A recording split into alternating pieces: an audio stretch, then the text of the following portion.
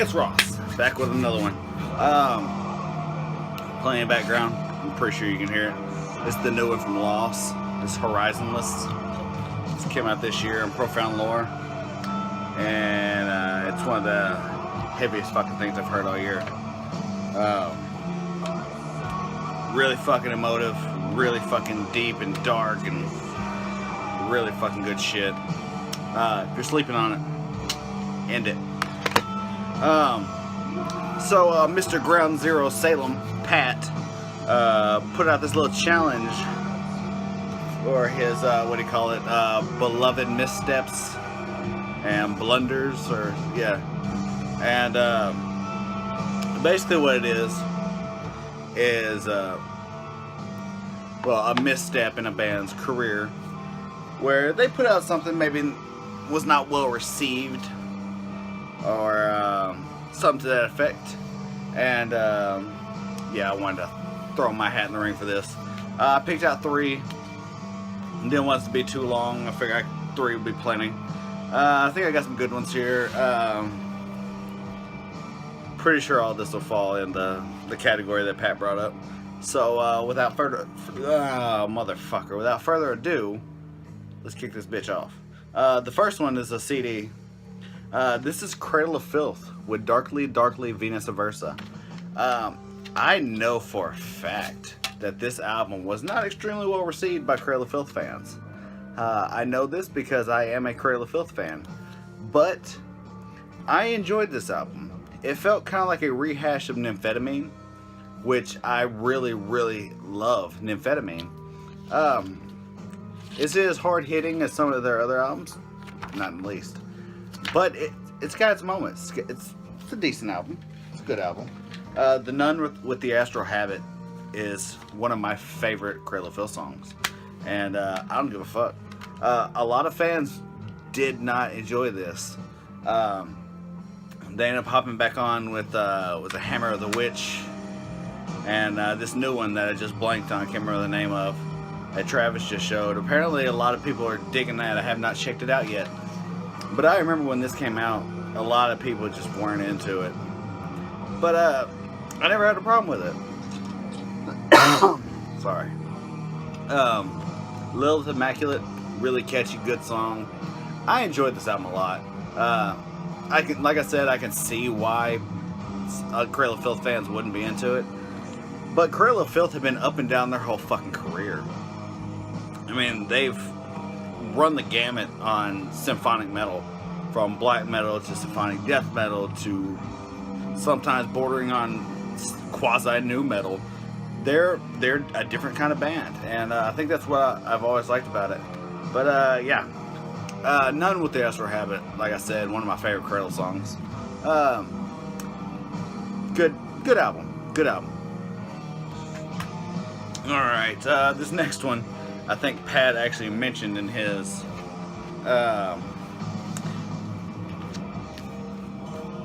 this is Metallica self-titled, also known as the Black Album. This album came out when I was 2 years old. But these songs were all over the radio my entire childhood, my adolescence, and my adulthood.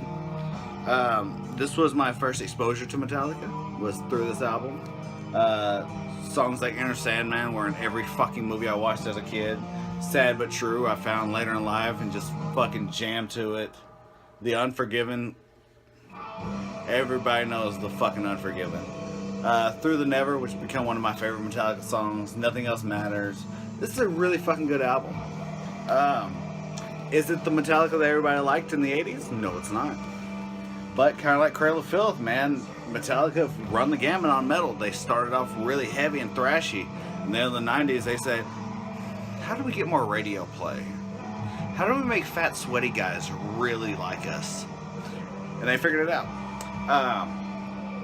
I have a interesting Metallica timeline. I like to believe that after this album, they broke up. And they got back together last year and released Hardwired, and it was great. But a lot of hardcore Metallica fans shit on this album, like, not as much as they do Load and Reload. But, like I said, from my timeline, those albums don't exist. But a lot of Metallica fans shit on this album because it's more radio friendly. It's more family friendly. It's not just a punch to the face. It's not talking as much about death and drugs. Sure, those things are here, but Master Puppets, this is not. Ride the Lightning, this is not. Kill Them All, this is not. And Justice for All, this is not. This is my childhood, though. I have very fond memories of this album.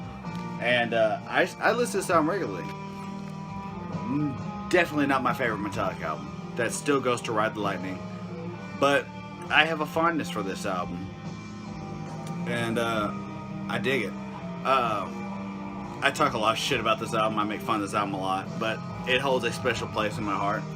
Because it's been with me forever. The first metal I ever got into, I guess. Yeah.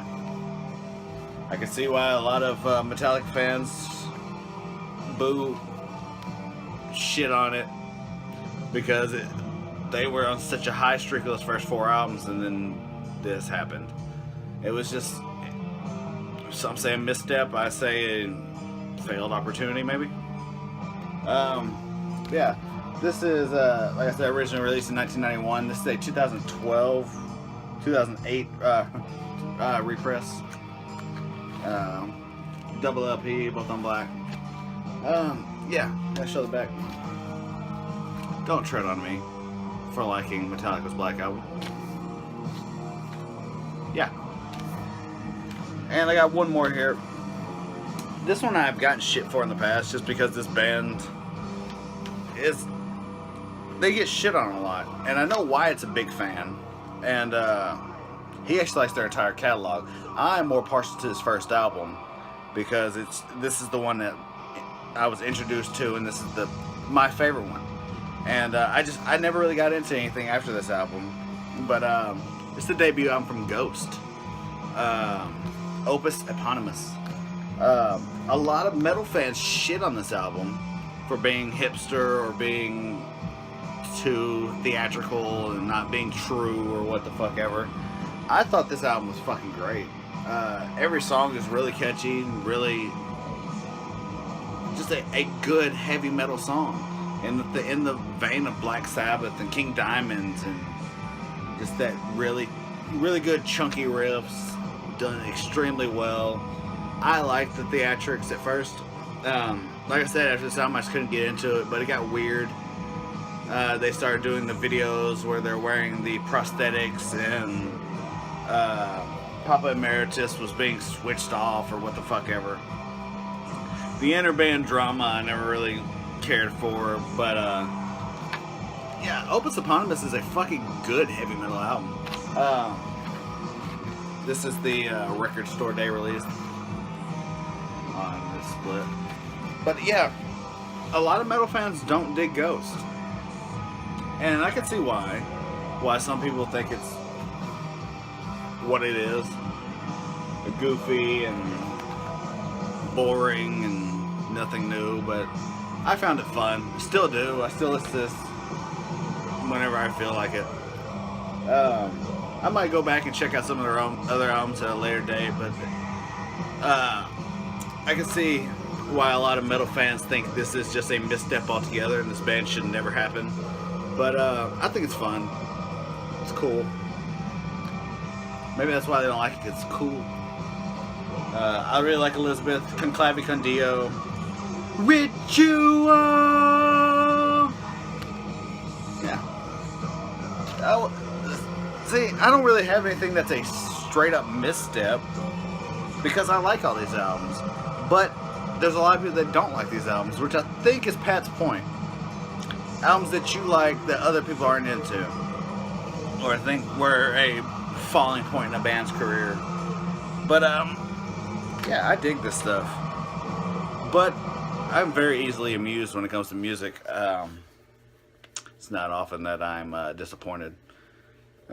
Sure, there are times, most definitely. Yeah, but yeah, those are my 3. Not sure if they're exactly what Pat was asking for, but it was the best I had, and this is a fun video. It's not a collection update, it's something different. I plan on doing some more stuff like this very soon. And yeah, so this is my entry to the miraculous missteps, barbarous blunders. I'll remember the title better when I'm uploading the video. Yeah, I don't think I really need to link any of these. I'm sure most of you know these bands. But yeah, here's my entry. Hopefully, cool.